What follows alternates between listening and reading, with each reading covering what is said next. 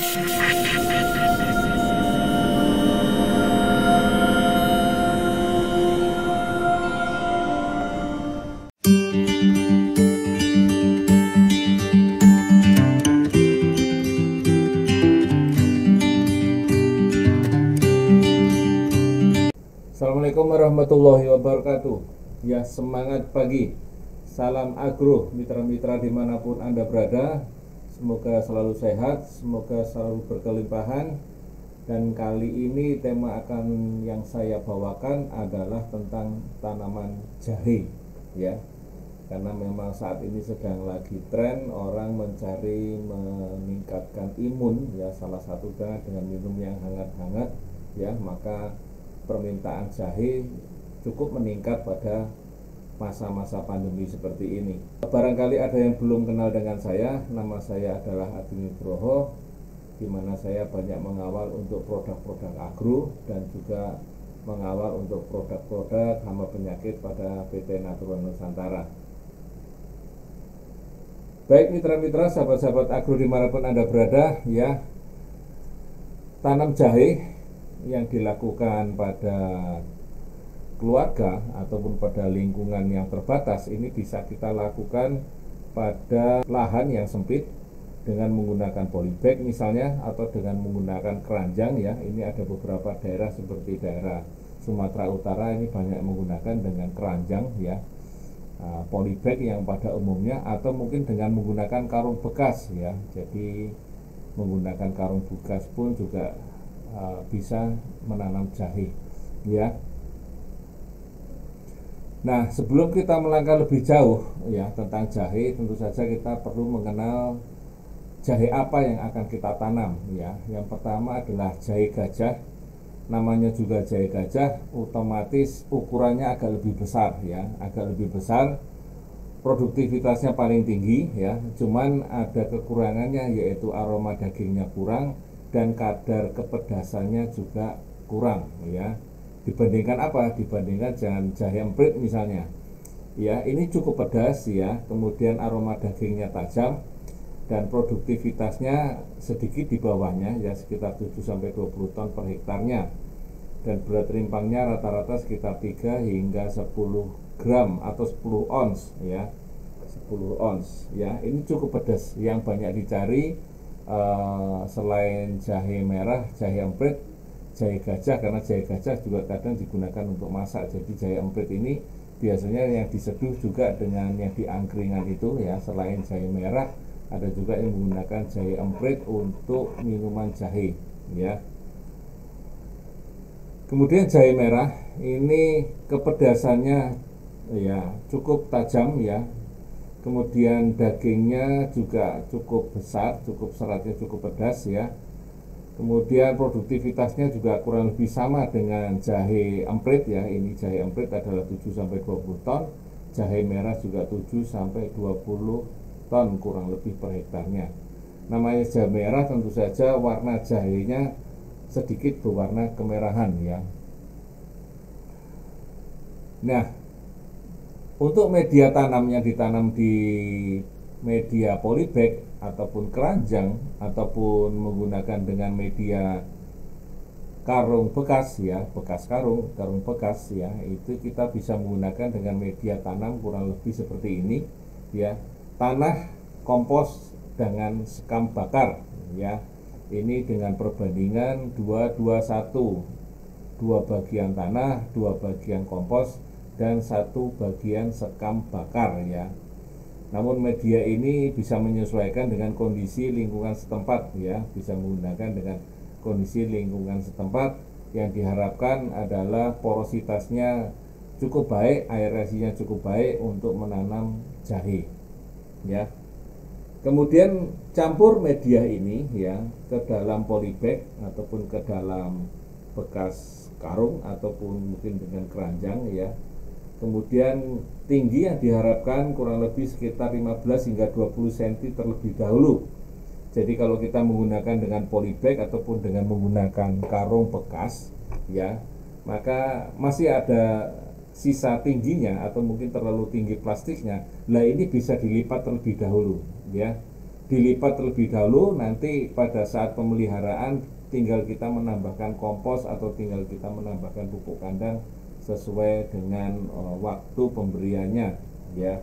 Karena nanti biasanya setelah umur 4 sampai 5 bulan maka tanaman tadi berkembang, tumbuh, kemudian media tanamnya turun ya, nanti perlu ditambah sedikit ya, campuran, boleh campuran ini tadi tanah kompos ataupun sekam bakar ataupun hanya kompos ataupun dengan menggunakan pupuk kandang yang sudah jadi ya.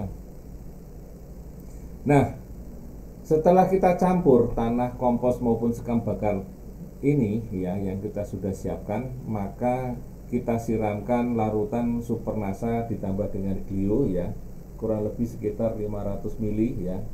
Jadi kita ambil dulu 1 sendok makan Supernasa, kemudian kita ambil 1 sendok makan Glio, kita larutkan dalam 10 liter air ya kurang lebih, baru kemudian kita ambil kurang lebih sekitar 2 gelas atau 250 ml kali 2 ya, jadi 500 ml kita campurkan di media tanam ini ya. Di media tanam ini kita aduk rata dan kita kering-keringkan terlebih dahulu sebelum kita masukkan ke dalam medianya atau polybagnya atau tempatnya. Nah, kemudian kita melakukan pembenihan ya. Benih ini adalah yang nanti akan kita tanam setelah kita pilih jenis jahe apa yang akan kita tanam. Tentu saja kita pilih jahe yang sudah berumur sebaiknya ya setahun atau lebih. Kemudian benih jahe ini kalau bisa kita lakukan penjemuran ya, setelah kita bersihkan dari tanah-tanah, kita jemur kurang lebih setengah hari ya. Kemudian kita bikin larutan POC Nasa ya ataupun hormonik ditambah dengan Glio ya, ini sekitar 2 hingga 3 tutup, dan hormoniknya 1 tutup ditambah dengan 1 sendok Glio dalam 10 liter air ya.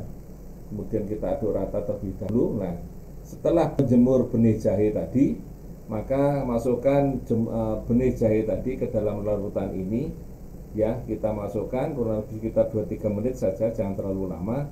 Baru kemudian kita tiriskan dan kita angin-anginkan. Karena apa? Karena jahe ini juga rentan terhadap serangan jamur dari awal. Maka sebaiknya Glio sudah mulai dikenakan pada tanaman ini, benih ini ya. Nah, setelah diangin-anginkan ya, setiap disemai, maka benih ya kita siapkan, kita sudah siram dengan Supernasa dengan Glio tadi, itu sudah kita siapkan seminggu sebelumnya ya. Jadi benihnya kita sudah siap, media tanamnya sudah siap ya. Setelah 1 minggu sudah siap ya media tanam tadi, maka kita masukkan benih tadi ke media tanam yang sudah kita siapkan. Nah, setelah kita masukkan, maka kita siram sampai 7 hari ya. Kita siram sampai 7 hari, sampai hari ke-7 siram dengan Supernasa ya, dengan Glio tadi. Cukup lembab saja, jangan terlalu basah ya, karena nanti kalau terlalu basah akan busuk ya jahenya. Tetapi cukup lembab saja, dan upayakan untuk tahap selama kurang lebih seminggu ini tidak terkena sinar matahari terlebih dahulu ya. Nah, penanaman ini sebaiknya ukuran kedalamannya ya ini sekitar 3-5 cm ya. Kemudian menghadap ke atas ya, ini 2-3 rimpang per polybagnya ya, dan menghadap ke atas ya. Kemudian jangan sampai terbalik.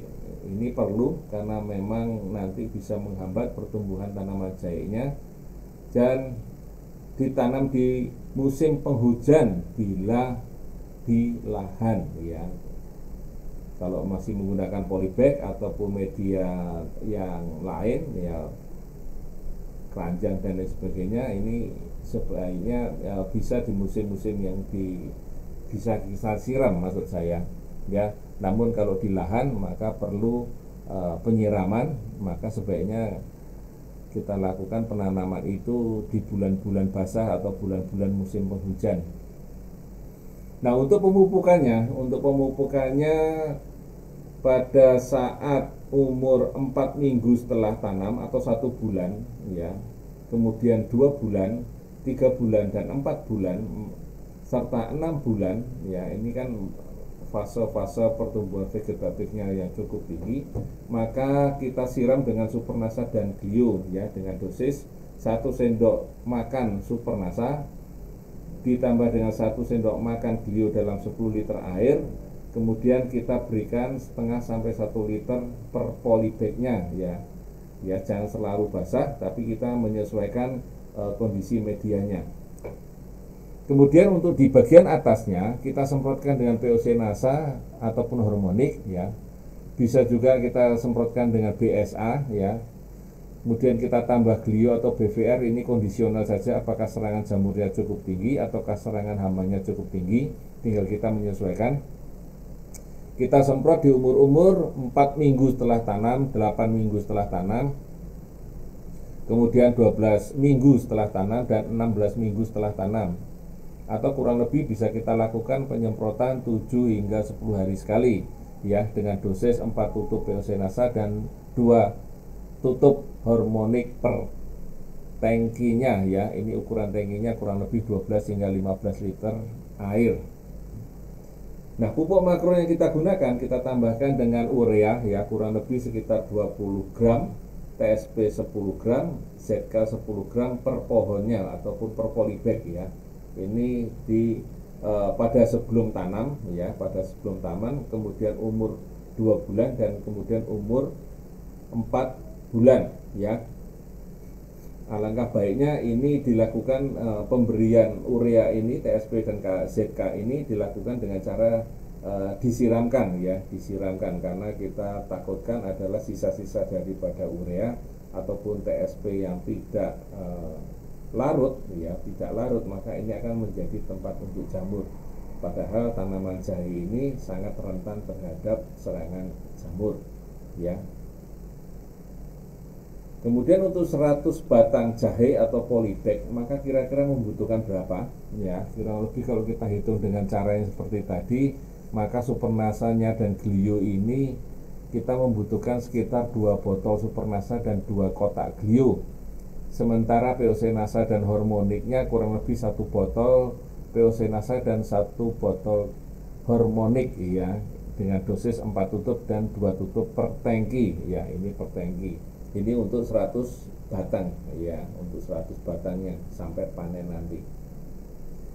Kemudian pemeliharaannya ya, kita sirami setiap hari ya, jika cuaca panas ataupun cuaca dengan kondisi kemarau ya. Kalau kemarau berarti kita nyiramnya sampai 2 kali dalam sehari, pagi dan sore. Kemudian penyiangan gulmanya ini kita lihat setiap 2-4 minggu sekali atau 3-6 minggu sekali sampai 6 bulan ya. 6 bulan sekali. Nah, setelah 6 bulan kita tidak melakukan penyiangan ya, tidak melakukan penyiangan karena kita takut untuk merusak akarnya.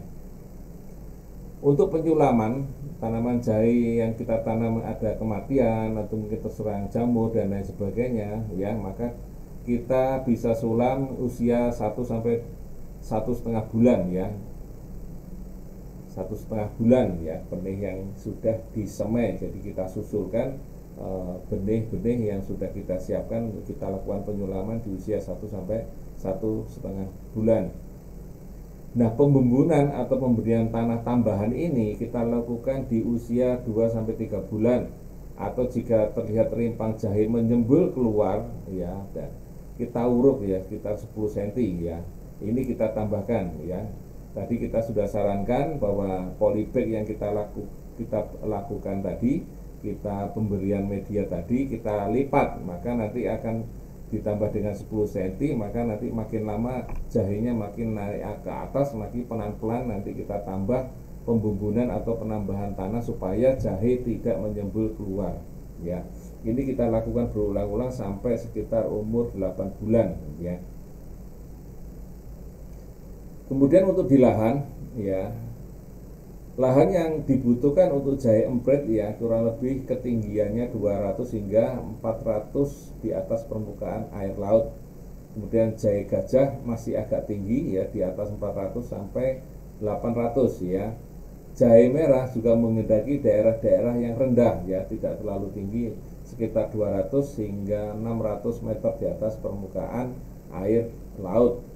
Nah, curah hujan tahunannya ya 1.500 sampai 3.000 mili ya, tidak terlalu suka dengan banyaknya curah hujan ya. Butuh air namun tidak suka curah hujan yang terlalu tinggi. Nah, pH tanah yang diharapkan ya, yang diinginkan oleh tanaman jahe ini rata-rata antara 5 sampai 7. Kemudian struktur tanahnya mengharapkan tanah yang subur, yang gembur dan banyak mengandung humus ya. Kemudian kemiringan lahannya maksimum 30% ya, ini diikuti dengan konservasinya. Kemudian untuk jahe merah dan jahe emprit ini naungannya maksimal 30%. Nah, kemudian lokasi tanam ini ya, lokasi tanam ini sebelum kita menanam jahe maka perlu kita memperhatikan hal-hal yang seperti ini ya. Misalnya calon lokasi tanaman ini bukan bekas tanam rimpang yang sudah ada gejala bakteri ya. Familinya bukan famili Solanaceae atau kentang ya, kacang-kacangan, pisang-pisangan, atau tanaman yang membawa penyakit layu ya. Jadi bukan bekas tanaman cabai misalnya begitu ya, kentang, tomat ya, yang sudah kena penyakit, kemudian kita lakukan penanaman di lokasi jahe, maka kemungkinan besar tanaman jahe nanti akan terserang penyakit layu atau penyakit jamur yang lain yang sudah menyerang pada tanaman sebelumnya ya. Kemudian penanaman jahe ini di lahan hanya bisa dilakukan 2 kali berturut-turut, karena nanti penanaman yang ketiga pada lahan yang sama kemungkinan besar produksinya sangat menurun drastis ya. Kemudian bekas lahan yang terkena penyakit layu yang tidak ditanam jahe terlebih dahulu ini minimal 5 tahun ya. Apalagi sudah ada serangan yang berat pada lahan tersebut ya. Serangan penyakit layu utamanya ini kan sangat menyerang pada tanaman jahe. Kalau serangan penyakit layunya cukup parah, maka sebaiknya lahan ini jangan ditanami jahe dan dibiarkan dulu ya. Kemudian setidaknya ini tidak ditanam jahe minimal 5 tahun. Jadi tanaman yang lain terlebih dahulu, bisa kacang-kacangan atau yang lain. Nah, setelah 5 tahun baru bisa kita tanam dengan tanam jahe. Kemudian benih ya, benih yang terpenting adalah benih tidak cacat fisik ya, kemudian memiliki 2 atau 3 mata tunas ya. Berat yang diinginkan adalah 20 hingga 40 gram untuk jahe merah atau jahe emprit, sedangkan untuk jahe gajah beratnya adalah 20 hingga 60 gram jahe gajah. Otomatis nanti kebutuhan benihnya 1 sampai 1,5 ton per hektar ya, jahe merah atau jahe emprit. Kemudian 2 hingga 2,5 ton per hektar jahe gajah, ini sudah termasuk sulamanya ya. Kurang lebih seperti itu benihnya. Sementara ciri-ciri benihnya berkualitas bisa dibaca di sini. Kemudian penyemaian ya, penyemaian hampir mirip seperti pada media menggunakan polybag atau menggunakan karung bekas ya, yaitu mesti bebas dulu terhadap gulma atau tanaman pengganggu ya. Ada kotoran-kotoran, ada batu-batu dan sebagainya, ini dibarik dulu tanahnya, baru kemudian kita bersihkan. Setelah bersih baru kita tebar dengan glio. Nah, kemudian kita biarkan dulu 1 hari ya. Kemudian untuk menjaga kelembapan media ya, ini bisa kita semprotkan dengan nasa dan hormoniknya 2:1 ya. Dosis ringan terlebih dahulu. Kemudian rimpang yang sudah sehat, yang sudah dijemur ulang ya, sudah memiliki 2 sampai 3 mata tunas. Nah, ini kita gunakan rimpang tadi kita tanam. Kemudian kita lakukan pencelupan rimpang tadi ke dalam desinfektan dan hormonik ya. Jadi bisa kita larutkan desinfektan atau mungkin dengan menggunakan glio, tapi jangan terlalu lama, yaitu kurang lebih sekitar 2 sampai 3 menit saja ya, hormonik dengan glio ya. Kemudian kita keringkan lagi. ya. Kemudian kita juga bisa menggunakan penutupnya bagian atas untuk setelah jahe kita tanam, ya kita sebari abu dapur ataupun sekam padi pada bagian media semai. Baru kemudian kita lakukan penyemaian ini selama kurang lebih 2-4 minggu. Nah, untuk penanamannya ini kita lakukan penanaman setelah lahannya dibersihkan, ya. Kemudian dilakukan olah tanah, diratakan dengan traktor lebih bagus dengan kedalaman kurang lebih sekitar 30 cm. Ini untuk perakarannya ataupun rimpangnya menjadi akan lebih besar. Kemudian digemburkan, ya. Nah, lubang tanamnya adalah kurang lebih sekitar 20 hingga 30 cm dengan jarak tanamnya 30 hingga 60 cm, ya. Nah, ini kemudian kita lakukan pemberian pupuk organik, ya, bisa pupuk kandang, bisa pun kompos yang sudah jadi, ya teman-teman semua. Karena nanti kalau tidak jadi, yang pertama adalah proses fermentasinya atau proses pembentukan daripada pupuk tadi belum jadi, sehingga nanti kondisinya masih panas, dan panas nanti akan mengganggu pertumbuhan dan perkembangan daripada jahe, atau mungkin sampai mematikan pertumbuhan daripada jahe, ya. Kemudian kita tambahkan, kalau kita menggunakan dengan pupuk kandang, dalam 25 hingga 30 kilo pupuk kandang, campurkanlah glio per kotak, 1 kotak glio, ya. Jadi kita campur rata, baru kita masukkan pupuk kandang tadi ke dalam lubang. Nah, pupuknya ada beberapa macam yang bisa kita gunakan, ya. Namun sebelumnya, ya, dia menghendaki adalah pH-nya tadi saya sampaikan adalah 5-7. Nah, kalau kondisinya terlalu rendah atau asam, maka tetap ditambahkan dengan dolomit. Ini juga membantu untuk serangan jamur, ya. Jadi ditambahkan pada derajat keasaman 5 ataupun asam, ya, maka kita tambahkan 5,5 ton per hektarnya. Sementara kalau kondisinya adalah 6, maka kita tambahkan 0,8 ton, ya. Kemudian kalau kita bingung, kita nggak punya alat pH meter, maka kita bisa tambahkan dengan dolomit atau kapur pertanian 300 kilo per hektarnya. Jadi kita tabur rata, kemudian kita ratakan dengan tanahnya, kita biarkan kurang lebih sekitar 3 atau 4 hari, ya, atau mungkin sampai 1 minggu. Nah, baru kemudian kita tanam. Nah, kebutuhan pupuk makronya, ya, adalah 600 kilo per hektar, SP36-nya 300 kilo per hektar, KCL-nya 400 kilo per hektar. Ya, ini bisa dibagi 3 kali, ya, atau mungkin bisa dibagi 2 kali. Kemudian untuk nasa dan hormonnya ini kita lakukan setelah berdaun 3 ke atas, ya, setiap 5-7 hari sekali. Ya, untuk bagian atas. Untuk bagian bawahnya kita tambahkan super nasa, ya, bisa dikocok dengan super nasa. Ini kurang lebih membutuhkan 6 kilo per hektarnya, ya, atau ditabur dengan 5 sak granul per hektarnya, ya. Kemudian setelah 1 bulan bisa ditambahkan super nasanya atau ditambahkan granulnya, ya. Setelah itu baru kita hanya menggunakan dengan penyemprotan VOC nasa ataupun hormon saja. Kemudian panen, ya, panen ini panen biasanya untuk panen konsumsi biasanya dipanen pada usia umur 6-10 bulan. Sedangkan untuk bibit biasanya agak lebih lama, ya. Agak lebih lama, yaitu sekitar minimal 8 bulan, ya. Minimal 8 bulan, ya, tergantung dari jenis jahenya tentu saja. Nah, ciri-ciri rimpang yang sudah siap panen, yang pertama adalah warna daunnya sudah berubah dari hijau menjadi kuning, atau mungkin semua batangnya sudah mengering. Kemudian kulit rimpangnya masih kencang dan tidak mudah terkelupas ataupun lecet. Dan bila dipatahkan berserat, nah, aroma rimpangnya ini menyengat, ya, menyengatnya khas.